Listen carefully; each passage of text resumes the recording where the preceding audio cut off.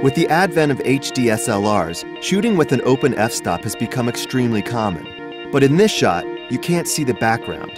And up until now, you couldn't tell that the man you were waiting for is a bearded freak show. The C300 has such strong ISO performance that you can close down your iris to achieve a deeper depth of field.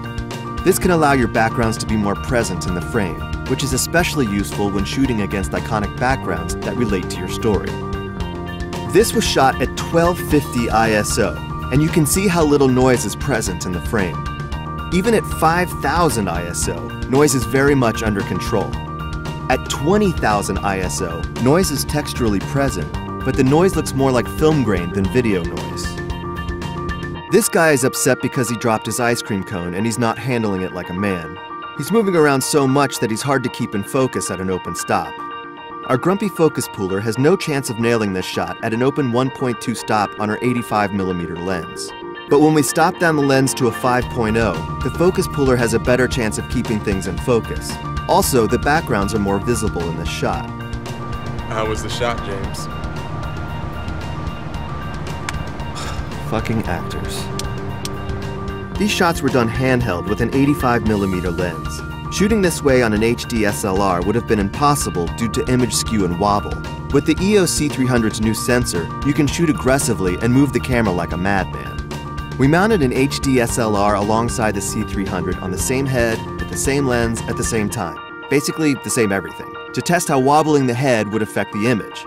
We also mounted an HD SLR and the C300 on the same car mount and went over a rough cobblestone road. Both images shake, but the HD SLR introduces a jello effect that makes the shot unusable and unfixable. This shot was accomplished using the 8 to 15mm fisheye zoom lens. This kind of specialty lens is readily accessible in EF mount. A lens like this is harder to source in PL mount, so using EF options affordably opens up more unique perspectives that were not commonly used in the past. In these shots, you can also see how well the dynamic range is performing, with the hard backlight having a smooth roll-off that's very filmic in quality. Macro photography also becomes more accessible in EF mount. Here we use the 100mm macro lens.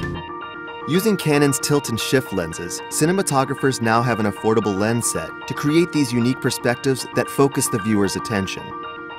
Slow motion is available up to 30 frames per second in 1080p mode, and up to 60 frames per second in 720p mode. These cycling shots were done at 48 frames per second at 720p in a 23:9/8 time base. You can see again how well the highlights and shadows hold detail with this camera. How many times have you tried to shoot a simple interview where the subject showed up wearing something that the HD SLR couldn't handle? We no longer have to worry about that since the C300 suppresses moire. Never again will we have awkward situations like this. This jacket's doing weird things for our camera. Can we bring you a new jacket from wardrobe? I love this jacket.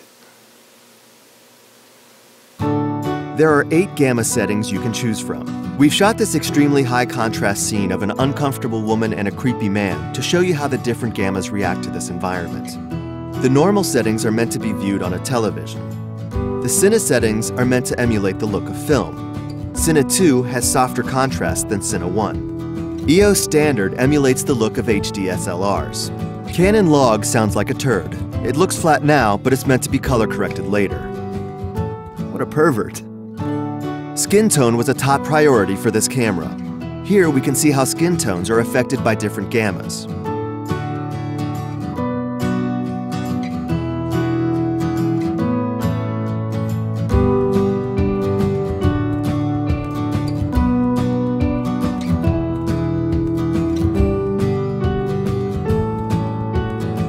Canon Log has a log gamma and high dynamic range. It retains maximum image detail for post-production.